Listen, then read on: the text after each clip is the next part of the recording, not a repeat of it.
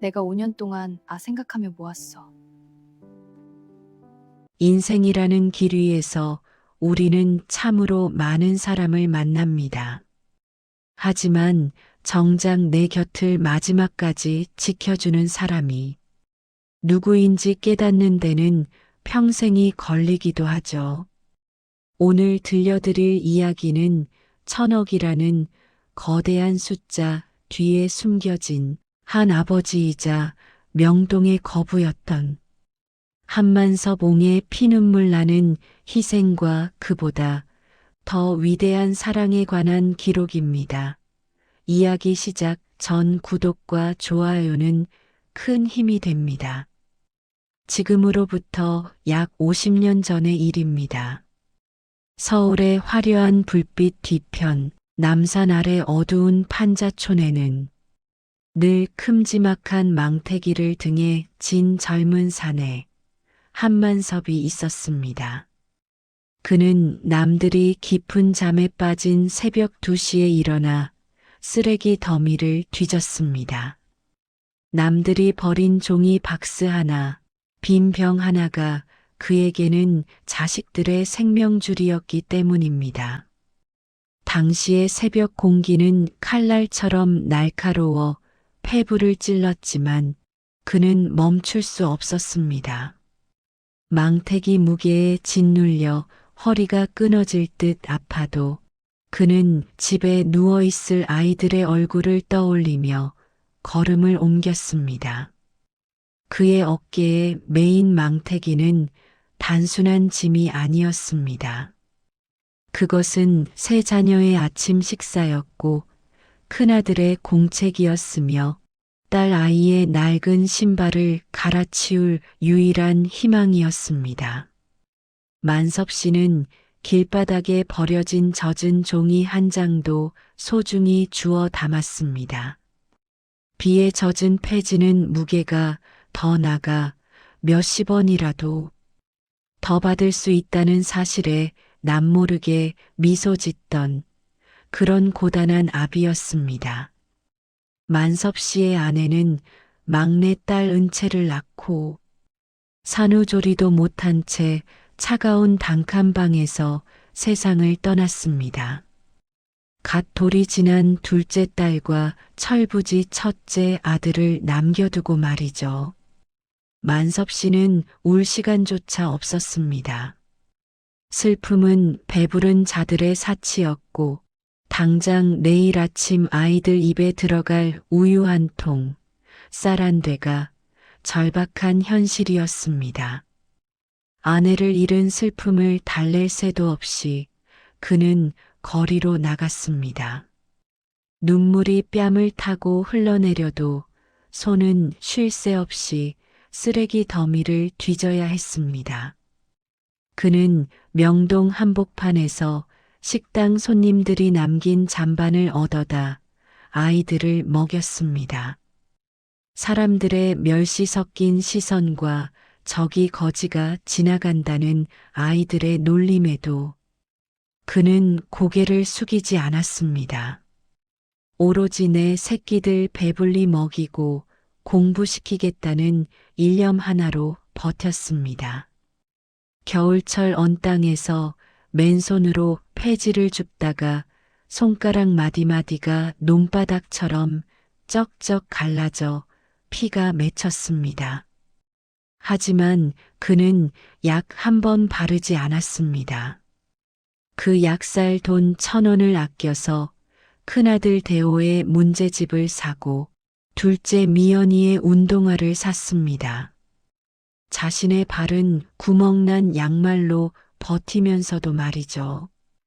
그 시절 만섭 씨의 저녁은 늘 똑같았습니다.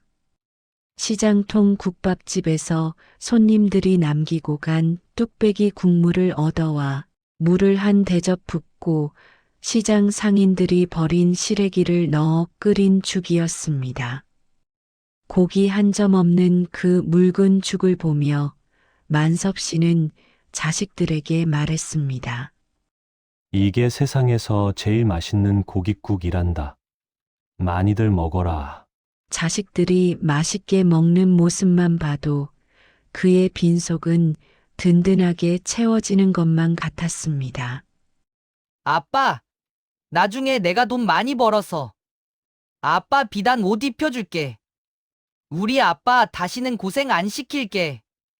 큰아들 대호의 그 한마디는 만섭 씨의 굳은 살 박인 심장을 녹이는 유일한 난로였습니다.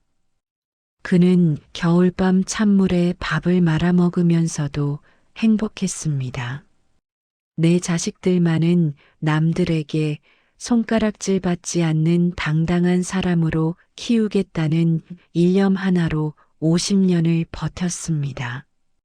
그의 몸에선 늘 쾌쾌한 쓰레기 냄새와 땀 냄새가 진동했지만 그의 마음속에는 늘 장미꽃 같은 자식들의 미래가 피어 있었습니다. 세월은 흘러 만섭 씨는 정말로 명동의 전설이 됐습니다. 성실함과 지독한 근검 전략으로 자수성가하여 명동 한복판에 빌딩을 여러 채 소유한 천억대 자산가가 된 것입니다. 사람들은 그를 한 회장이라 부르며 고개를 숙였습니다. 넝마주의 할아버지가 명동 빌딩왕이 되었다는 소문은 전설처럼 퍼져나갔습니다. 하지만 정작 만섭 씨의 삶은 예전보다 더 쓸쓸해졌습니다. 번듯한 펜트하우스로 이사하고 통장엔 돈이 쌓였지만 자식들은 이제 아버지의 거친 말투와 촌스러운 행색을 부끄러워했습니다. 큰아들 대호는 정계 진출을 꿈꾸며 아버지를 그저 자금줄로만 여겼습니다. 그는 아버지가 명동 바닥을 누비며 돈을 모으던 시절의 고생은 잊은 지 오래였습니다. 아버지, 제 체면 좀 생각해서 옷 좀 제대로 입으세요. 그 낡은 점퍼가 뭡니까? 보는 사람들이 노숙자인 줄 알겠어요. 대호의 차가운 말 한마디는 만섭 씨의 가슴에 못을 박았습니다. 명품 양복을 걸치고 점잖은 척하는 아들의 모습에서 예전의 아빠 호강시켜 주겠다던 소년의 모습은 찾아볼 수 없었습니다. 둘째 미연 역시 마찬가지였습니다. 그녀는 강남에서 갤러리를 운영하며 귀부인 행세를 했지만 정작 아버지가 보내주는 밑반찬은 냄새가 난다며 쓰레기통에 버리기 일쑤였습니다. 아빠, 요즘 누가 이런 걸 먹어? 그냥 비서 시켜서 백화점 반찬 보내줘. 직접 오지 말고. 우리 갤러리 고객들이 아빠 보면 뭐라고 생각하겠어? 막내 은채만은 달랐습니다. 그녀는 아버지의 거친 손을 잡고 아빠, 이제 고생 그만해. 내가 아빠 좋아하는 된장찌개 끓여줄게라며 울먹이던 효녀였습니다. 하지만 만섭 씨는 5년 전 은채를 매몰차게 내쫓았습니다. 가난한 보육원 출신의 청년과 결혼하겠다는 딸의 고집이 못마땅했기 때문입니다. 사실은 딸만큼은 자신처럼 고생시키고 싶지 않은 아비의 마음이었지만 표현은 거칠고 독했습니다. 내 눈에 흙이 들어가기 전엔 절대 안 돼. 나갈 거면 다시는 내 얼굴 볼 생각 마라. 그렇게 은채는 집을 나갔고 만섭 씨는 5년 동안 딸의 소식을 끊고 살았습니다. 그러던 어느 날 만섭 씨는 몸에 이상을 느꼈습니다. 자꾸만 집 번호를 잊어버리고 아들의 얼굴조차 낯설게 느껴지는 순간이 찾아온 것입니다. 회장님, 알츠하이머 초기입니다. 기억이 점점 사라지실 거예요. 의사의 선고는 잔인했습니다. 만섭 씨는 결심했습니다. 내 기억이 모두 사라지기 전에 내 자식들의 진짜 얼굴을 확인해야겠다고 말이죠. 평생을 바쳐 일궈온 이 돈이 과연 자식들에게 축복인지 아니면 독약인지 확인해야만 했습니다. 만섭 씨는 자신의 수족과 같은 김 변호사를 은밀히 불렀습니다. 명동 빌딩의 모든 법적 권한을 관리하는 김 변호사에게 그는 충격적인 지시를 내렸습니다. 김 변호사, 지금 당장 내가 대규모 비자금 조성 혐의로 검찰 수사를 받게 됐다는 소문을 내게, 그리고 내 모든 재산은 동결되고 나는 수배를 피해 도망치는 신세가 됐다고 꾸며. 김 변호사는 당황했습니다. 회장님, 이건 너무 위험한 도박입니다. 자식분들이 받을 충격은 어쩌시려고요? 사회적 명성도 다 무너질 텐데요. 만섭 씨는 쓸쓸한 미소를 지었습니다. 충격? 아니, 그놈들은 충격보다 자기 명의로 된 재산에 압류가 들어올까봐 계산기부터 두드릴 걸세. 내 자식들이 진짜 내 새끼인지 아니면 내 돈을 갉아먹는 기생충인지 확인해봐야겠어. 내가 가진 게 껍데기뿐일 때 나를 안아줄 놈이 누구인지 보고 싶네. 다음 날 아침 대한민국은 발칵 뒤집혔습니다. 명동 빌딩왕 한만섭, 천억대 세금 포탈 혐의, 행방묘연, 뉴스가 포털 메인을 장식했습니다.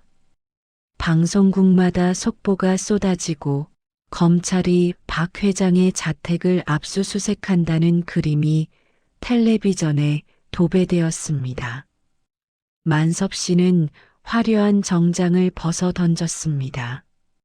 40년 전 넝마주의 시절에 입었던 것과 비슷한 때 묻은 작업복과 낡은 단화를 신었습니다. 그리고 일부러 수염을 기르고 얼굴에 거칠게 검댕을 묻혔습니다. 그가 가장 먼저 찾아간 곳은 큰아들 대호의 국회의원 선거 사무실이었습니다. 대호야, 아비다. 나 좀 도와다오. 만섭 씨는 사무실 뒷문 근처 쓰레기통 옆에서 아들을 기다렸습니다. 지저분한 몰골을 한 아버지를 발견한 대호의 눈빛은 공포와 경멸로 가득 찼습니다. 그는 아버지를 급히 비상구 계단 구석으로 끌고 갔습니다. 아버지, 제정신이세요? 여기가 어디라고 오세요? 지금 기자들이 깔렸는데 제 정치 인생 끝내고 싶으세요? 아버지가 사고 친 건 아버지가 해결하세요. 왜 제 앞길에 죄를 뿌리시는 거예요? 사람들에게 아버지가 이런 꼴로 돌아다니는 거 보이기라도 하면 제 표심은 다 날아간단 말입니다. 당장 여기서 나가세요. 만섭 씨는 비굴하게 연기했습니다. 대호야, 통장이 다 묶였다. 검찰이 내일이면 나를 잡으러 올 거다. 단돈 100만 원만이라도 빌려다오. 며칠 숨어 있을 방이라도 구해야겠다. 내가 너 변호사 사무실 차려주고 국회의원 출마한다고 건물 사준 게 얼만데? 아비가 이리 사정한다. 한 번만 살려다오. 대호의 반응은 냉혹했습니다. 돈요?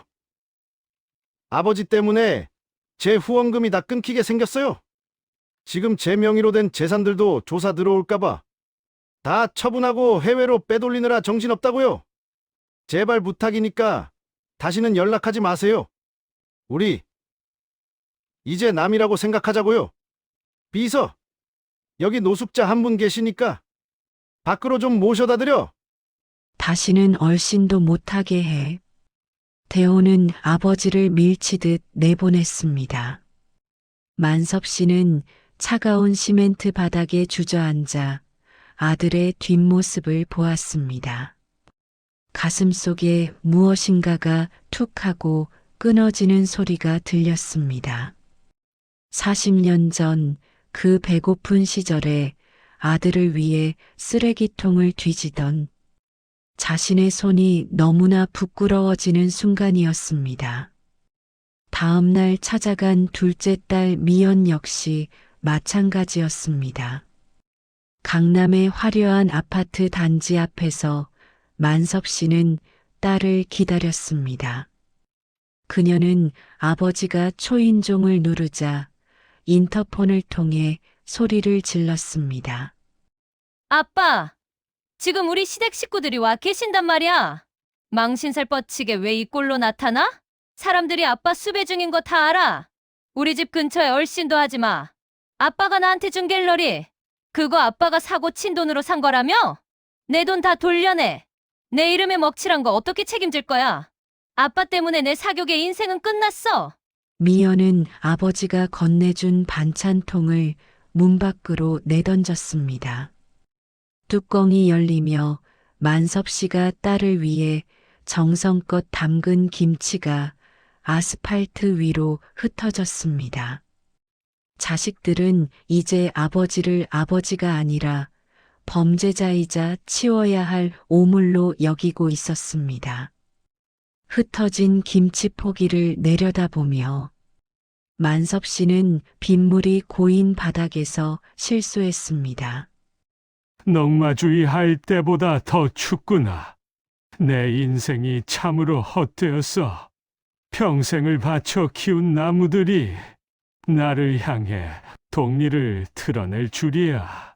내가 자식을 키운 게 아니라 괴물을 키웠구나. 만섭 씨는 그 길로 낡은 보따리를 가슴에 안고 정처 없이 걷기 시작했습니다. 발끝에 닿는 차가운 빗물이 구멍난 단화 속으로 스며들었지만 가슴 속에서 타오르는 분노와 허망함에 비하면 아무것도 아니었습니다. 그는 서울의 화려한 빌딩 숲을 벗어나 점점 더 어둡고 낡은 동네로 향했습니다. 사람들에게 쫓기는 도망자처럼 혹은 버려진 노숙자처럼 그는 절뚝거리며 길을 재촉했습니다. 만섭 씨는 낡은 보따리 하나를 가슴에 안고 서울 변두리의 낡은 동네로 향했습니다. 그곳은 재개발조차 비껴간 시간이 멈춘 듯한 달동네였습니다. 가파른 언덕길 양옆으로 낡은 집들이 다닥다닥 붙어 있고 전봇대마다 어지럽게 엉킨 전선들이 하늘을 가리고 있었습니다. 그 골목 끝자락엔 은채 세탁소라는 소박한 간판이 걸려 있었습니다. 5년 전 자식 명부에서 파버렸던 막내딸 은채가 운영하는 곳이었죠. 비가 억수같이 쏟아지는 밤이었습니다. 만섭 씨는 세탁소 앞 전봇대 뒤에 몸을 숨겼습니다. 창문 너머로 수건을 개고 있는 은채의 모습이 보였습니다. 5년 전보다 야위었지만 눈빛은 여전히 맑았습니다. 그녀 옆에는 4살쯤 되어 보이는 아이가 잠들어 있었고 남편이 은채의 어깨를 주무르며 웃고 있었습니다. 방 안은 작고 초라했지만 창틈으로 새어나오는 불빛은 세상을 다 비추는 듯 따스해 보였습니다. 만섭 씨는 차마 문을 두드리지 못했습니다. 내가 무슨 염치로 그 모진 말을 뱉고 내쫓았는데 그 아이가 나를 보면 침이라도 뱉지 않을까? 오빠들보다 더 나를 미워하겠지. 그는 비에 젖은 채 돌아서려 했습니다. 그때 배달을 가려던 은채의 남편 민우 씨가 전봇대 뒤에 서 있는 만섭 씨를 발견했습니다. 어르신, 이 빗속에 여기서 뭐 하세요? 몸이 다 젖으셨네. 일단 안으로 들어오세요. 감기 걸리십니다. 이 동네 처음 오셨나요? 청년의 목소리에 은채가 밖으로 나왔습니다. 그리고 비에 젖어 떨고 있는 노인을 보는 순간 그녀는 들고 있던 수건을 떨어뜨렸습니다. 아빠, 은채는 신발도 신지 않은 채 빗속으로 뛰어나왔습니다. 아빠 맞아? 왜 이 꼴이야? 뉴스 봤어. 오빠들은 뭐하고 아빠를 이렇게 둔 거야? 몸은 왜 이리 말랐어? 이 차가운 비를 다 맞고. 은채는 아버지를 세탁소 안쪽 작은 방으로 끌어들였습니다. 눅눅한 습기 냄새와 세제 냄새가 났지만 그곳은 평창동 저택보다 훨씬 따뜻했습니다. 은채는 아버지의 젖은 옷을 벗기고 자신의 남편 옷을 입혔습니다. 따뜻한 차 한 잔을 내밀며 그녀는 눈물을 훔쳤습니다. 아빠, 걱정 마. 우리 집엔 아무도 안 와. 여기서 쉬어. 아빠가 좋아하는 된장찌개 끓여줄게. 시장에서 고등어도 한 마리 사왔어. 아빠가 예전에 고등어구이 좋아했잖아. 기억나? 아빠가 돈 벌어오면 제일 먼저 사주던 게 고등어였잖아. 만섭 씨는 일부러 고개를 숙이며 비참하게 연기했습니다.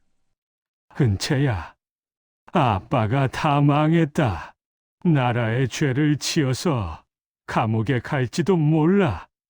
나를 숨겨주면 너희도 위험해질 텐데.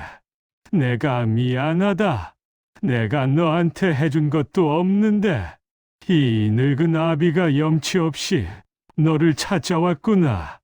은채는 아버지의 거친 손을 두 손으로 꼭 잡았습니다. 그 손은 예전처럼 딱딱하고 마디가 굵었지만 은채에게는 세상에서 가장 그리운 손이었습니다. 망하면 어때? 돈 없어도 내 아빠야. 아빠 감옥 가면 내가 매일 면회 가고 영치금 넣어줄게. 우리 아빠 평생 고생만 했는데 늙어서 또 고생하게 안 둬. 나 돈 많이 벌었어, 아빠. 우리 세탁소 단골이 얼마나 많은데 남편도 착해서 아빠 오는 거 좋아할 거야. 우리가 아빠 끝까지 지켜줄게. 은채는 남편 민우 씨와 눈빛을 교환했습니다. 민우 씨 역시 따뜻한 미소를 지으며 고개를 끄덕였습니다. 아버님, 저희가 모실게요. 좁지만 여기서 같이 지내요. 제가 내일 아버님이 좋아하신다던 막걸리도 한 병 사올게요. 오늘 밤은 푹 주무세요. 만섭 씨는 그날 밤 5년 만에 가장 깊은 잠을 잤습니다. 꿈속에서 그는 다시 넝마주의가 되어 있었지만 옆에는 어린 은채가 웃으며 노래를 불러주고 있었습니다. 다음 날 새벽이었습니다. 만섭 씨는 딸에게 짐이 되기 싫어 조용히 짐을 챙겼습니다. 현관문을 열려는 순간 뒤에서 은채의 목소리가 들렸습니다. 아빠, 어딜 가려고? 이거 가져가. 은채는 주머니에서 낡은 통장 하나와 현금이 든 봉투를 꺼냈습니다. 만섭 씨의 점퍼 주머니에 그것을 억지로 밀어 넣었습니다. 이게 뭐냐? 나는 이런 거 받을 자격 없다. 너도 힘들게 살면서. 은채는 아버지를 안으며 울음을 터뜨렸습니다. 아빠, 이거 우리 지훈이 돌잔치 하려고 모은 돈이랑 이번 달 세탁소 월세 내려고 뺀 돈이야. 그리고 이 통장은 내가 아빠 집 나오고 나서부터 매달 하루도 안 쉬고 일해서 입금한 거야. 아빠 나중에 늙어서 기운 없을 때 맛있는 거 사 먹고 약 사 먹으라고 모은 돈이야.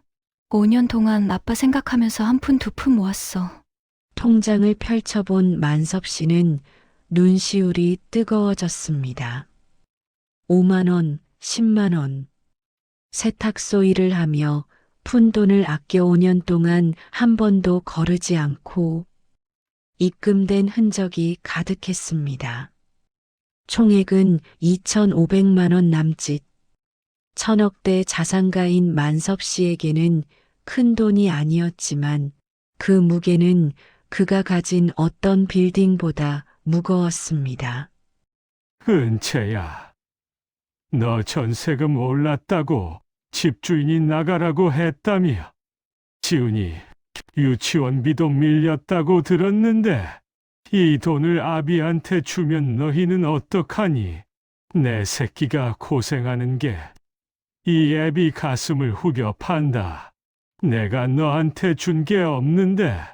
은채는 억지로 웃어 보였습니다. 우린 젊잖아. 민우 씨랑 내가 밤낮으로 일하면 금방 또 모아. 아빠는 이제 기운 없잖아. 이 돈으로 일단 멀리 내려가 있어. 내가 돈 더 모아서 아빠 데려올게. 아빠, 나 10년 동안 아빠 미워한 적 한 번도 없어. 나 사랑해서 그런 거 다 알아. 그러니까 제발 아프지 마. 아빠는 내 인생의 영웅이야. 만섭 씨는 그 자리에 주저앉아 통곡했습니다. 넉마주의 할 때도 빌딩을 처음 샀을 때도 울지 않았던 독종 한만섭이 딸의 낡은 통장을 부여잡고 짐승처럼 울었습니다. 내가 죄인이다. 내가 자식을 잘못 키웠어. 내 새끼 피 같은 돈을 내가 어떻게? 은채야, 이 미련한 아비를 용서하지 마라. 내가 짐승이다. 짐승이야. 오빠들은 다 외면하는데 네가 나를 살리는구나. 그는 딸의 머리를 쓰다듬으며 다짐했습니다. 은채야, 고맙다. 정말 고맙다. 아빠가 이 은혜 절대 잊지 않을게. 내 목숨을 걸고 너를 지켜주마. 너를 눈물 짓게 하는 것들은 내가 다 쓸어버리겠다. 만섭 씨는 세탁소를 나와 최 변호사에게 전화를 걸었습니다. 목소리는 더 이상 힘없는 노인이 아니었습니다. 명동을 호령하던 거부, 한만섭 회장의 위엄이 서려 있었습니다. 최 변호사, 연극 끝내세. 그리고 당장 내 법률팀과 비서실 소집해. 명동 빌딩들 전부 명예 이전 서류 준비하고 그 배은망덕한 인간들 싹 다 몰아낼 준비해. 하나도 남김없이 내가 준 것들 다 찾아와야겠어. 만섭 씨의 눈에는 차가운 서슬이 펄했습니다. 어둠 속에서도 그의 눈빛은 그 어느 때보다 날카롭게 빛나고 있었습니다. 진정으로 누가 자신의 유산을 이어받을 자격이 있는지 그는 이제 확실히 알게 되었습니다. 다음 날 오전 10시, 평소와 다름없이 자신의 야망을 위해 수천만 원짜리 정장을 차려입고 선거 캠프 회의를 주재하던 장남 대호의 사무실 앞에 검은색 세단 수십 대가 줄을 지어 멈춰 섰습니다. 정적을 깨는 구두 소리가 대리석 바닥을 울렸습니다. 회의실 문이 벌컥 열렸습니다. 사색이 되어 달려나온 대호가 비명을 질렀습니다. 이게 뭐야? 당신들 누구 허락받고 들어오는 거야? 지금 내가 누군지 몰라? 하지만 경호원들 사이로 나타난 인물을 보는 순간 대호는 들고 있던 서류 뭉치를 바닥에 떨어뜨렸습니다. 어제 빗속에서 노숙자 취급하며 계단 아래로 밀어냈던 그 초라한 아버지가 아니었습니다. 대한민국을 쥐락펴락하던 명동의 거부, 한만섭 회장이 압도적인 위엄을 풍기며 서 있었습니다. 아버지, 어떻게 된 거예요? 분명히 뉴스에서는 검찰 수사 중이라고. 만섭 씨는 대답 대신 대호의 맞은편 상석에 앉았습니다. 그리고 차가운 눈빛으로 아들을 응시했습니다. 그래, 부도났다. 너희에 대한 내 믿음이 완벽하게 부도났어. 이 사무실, 네가 타고 다니는 차, 네가 누리는 그 잘난 권력의 배경이 되는 모든 돈, 그게 다 누구 주머니에서 나온 건지 잊었느냐? 대호는 무릎을 꿇었습니다. 아버지, 오해예요. 어제는 기자들이 너무 많아서 아버지를 보호하려고 어쩔 수 없이 제 진심 아시잖아요. 만섭 씨는 비릿한 미소를 지었습니다. 진심. 그래, 네 진심 잘 봤다. 다시는 연락하지 마세요. 남입니다. 라고 하던 그 목소리가 아직도 귓가에 쟁쟁하구나. 최 비서, 서류 내놔. 최 비서가 내민 것은 명예 이전 취소 청구서와 증여 무효 확인서였습니다. 이 빌딩, 네 명의로 된 강남의 펜트하우스, 그리고 네가 선거 자금으로 쓴 법인 카드 명세서까지 전부 환수하겠다. 넌 오늘부로 내 자식이 아니다. 당장 나가라. 보안팀, 이 사람 끌어내. 아버지, 비명을 지르며 끌려나가는 대호를 뒤로하고 만섭 씨는 곧장 둘째 미연의 갤러리로 향했습니다. 갤러리 안은 우아한 클래식 음악이 흐르고 있었지만 만섭 씨의 등장과 동시에 음악은 비명으로 바뀌었습니다. 미연은 아버지 앞에 넙죽 엎드렸습니다. 아빠, 내가 잘못했어. 어제 시어머니 때문에 너무 당황해서 엄마 봐서라도 한 번만 용서해줘. 엄마, 내가 감히 내 엄마 이름을 입에 올려? 내 엄마가 어떻게 죽었는지 잊었어? 너희 키우려고 생견 보약한 천못 먹고 시장 바닥에서 쓰러져 간 사람이야. 그런데 넌 아비가 담근 김치를 오물처럼 내던져. 만섭 씨의 호통에 갤러리의 고가 조각상들이 흔들리는 듯 했습니다. 이 갤러리 내일부로 폐쇄한다. 여기 전시된 모든 작품도 경매에 넘겨 사회에 환원할 거야. 너 역시 내 집에서 나가라. 네가 입은 그 명품 옷조차 내 돈으로 산 것이니 다 두고 나가. 만섭 씨는 탐욕에 찌든 자식들의 절규를 뒤로 한 채 다시 은채의 세탁소로 향했습니다. 이번에는 낡은 버스가 아닌 수십 대의 리무진이 좁은 골목길을 가득 메웠습니다. 동네 사람들이 창밖을 내다보며 웅성거렸습니다. 저게 뭐야? 저 세탁소 집 여자, 보통 사람이 아니었나 봐. 수진이가 놀라 밖으로 나왔습니다. 눈이 휘둥그레진 딸 앞에 만섭 씨가 환하게 웃으며 팔을 벌렸습니다. 은채야, 아빠가 왔다. 우리 집으로 가자.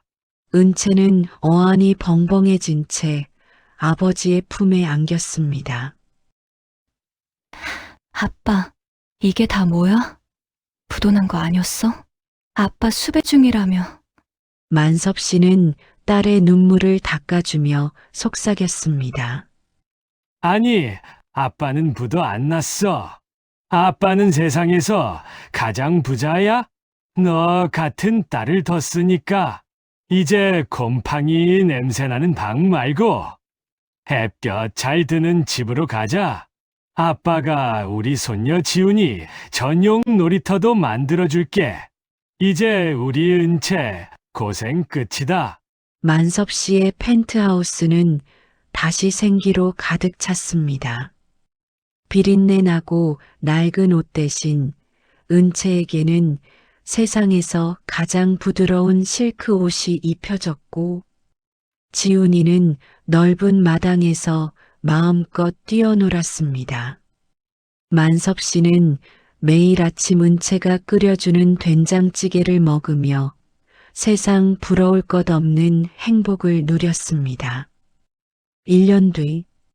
하지만 인생은 참으로 얄궂습니다. 하늘은 만섭 씨에게 마지막 시련을 준비하고 있었습니다. 평화로운 일요일 오후였습니다. 지훈이와 함께 거실에서 그림을 그리던 은채가 갑자기 펜을 떨어뜨렸습니다. 어지러워. 은채의 코에서 붉은 피가 주르륵 흘러내렸습니다. 하얀 대리석 바닥이 붉게 물들어갔습니다. 은채야, 은채야. 만섭 씨가 비명을 지르며 딸을 안아들었습니다. 병원 응급실 복도. 만섭 씨는 자신의 손에 묻은 딸의 피를 보며 부들부들 떨었습니다. 검사 결과는 참혹했습니다. 급성 골수성 백혈병. 그것도 아주 진행이 빠른 악성이었습니다. 회장님, 상태가 심각합니다. 당장 골수 이식을 하지 않으면 한 달을 넘기기 힘듭니다. 유전자가 일치 않은 기증자를 찾아야 합니다. 의사의 선고는 만섭 씨의 심장을 도려내는 듯 했습니다. 내 거 쓰세요. 내 골수 다 가져가도 좋으니 내 딸만 살려주세요. 돈은 얼마든지 줄 테니 제발. 하지만 만섭 씨는 연령과 평소 지병 때문에 이식이 불가능했습니다.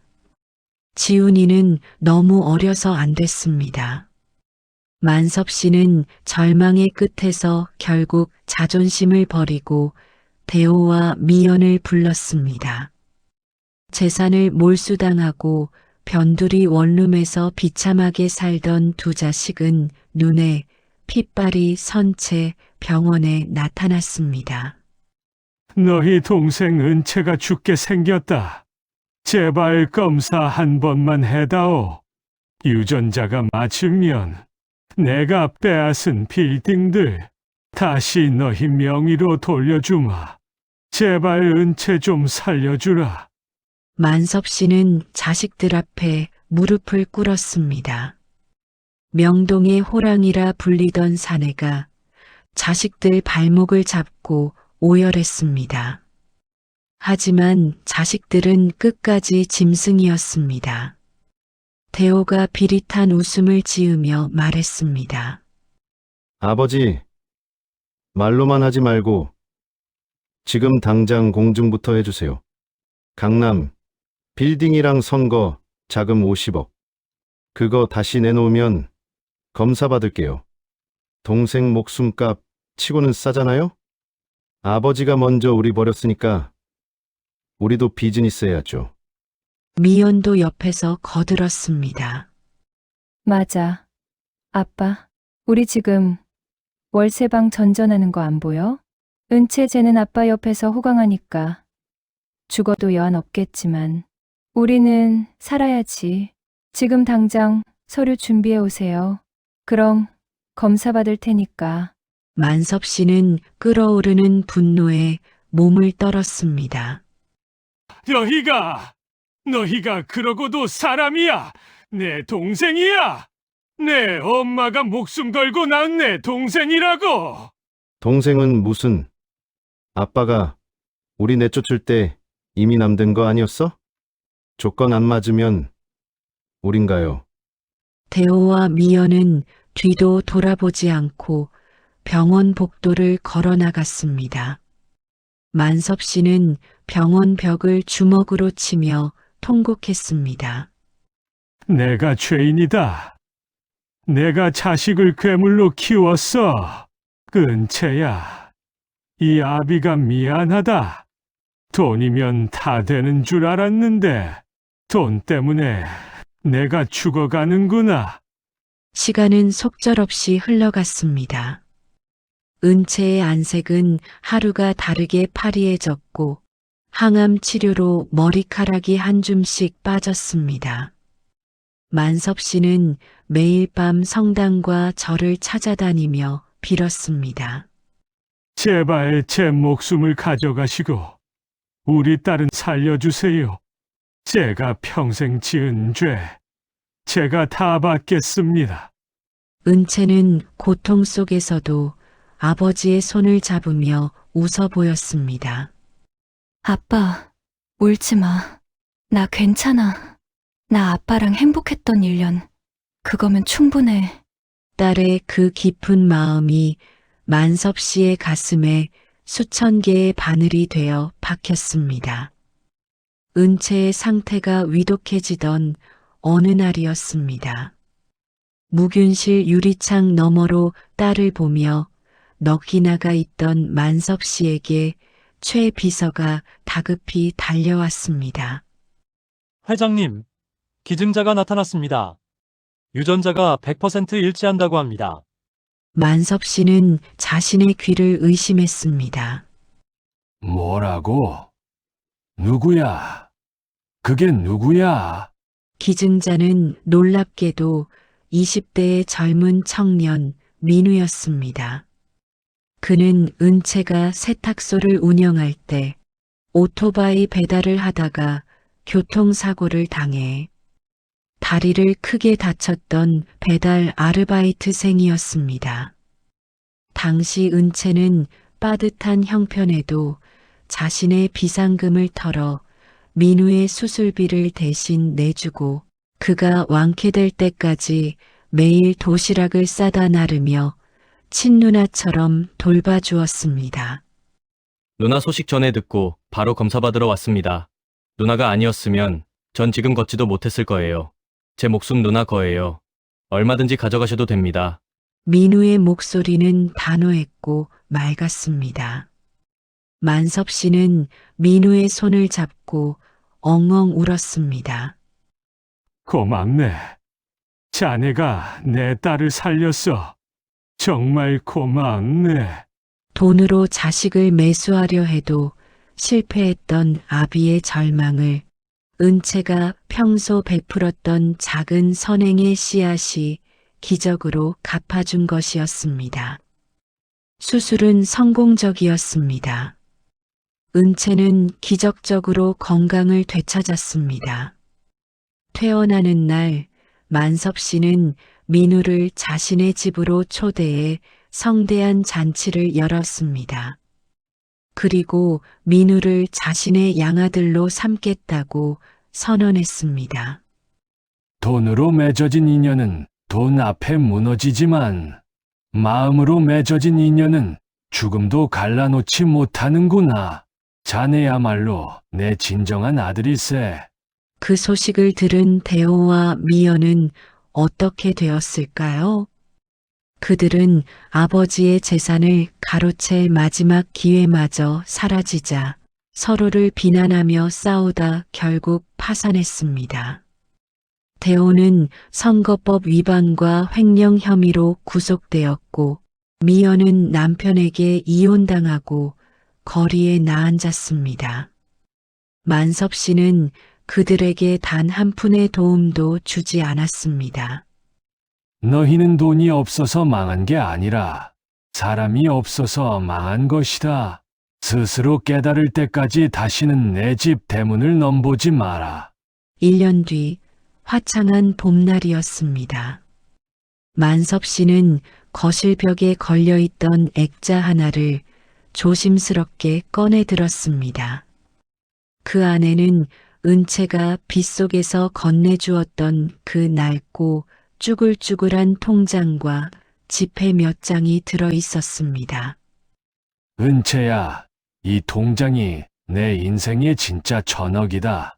내가 명동에서 빌딩을 올리고 회장이 되어도 채우지 못했던 공허함을 내가 모은 이 푼돈이 채워주었어.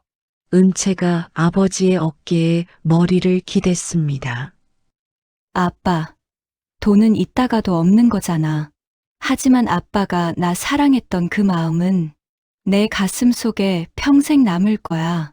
그게 나한테는 진짜 유산이야. 만섭 씨는 하늘을 올려다보았습니다. 아내의 얼굴이 구름 위에서 웃고 있는 듯 했습니다. 그는 이제야 비로소 평생을 괴롭혔던 비린내와 쓰레기 냄새에서 벗어나 향긋한 숲의 향기를 느낄 수 있었습니다.